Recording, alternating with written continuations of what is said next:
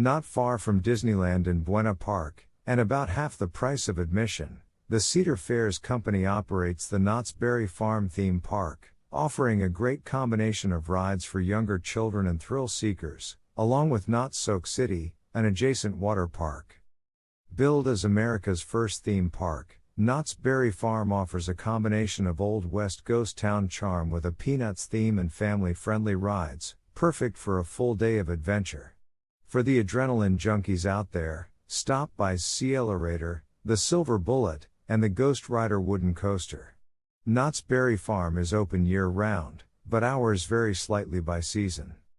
Next door, Soak City offers 9 rides and 17 different water slides, as well as a wave pool, kiddie play area, a floating river, and a variety of flumes and chutes for all ages.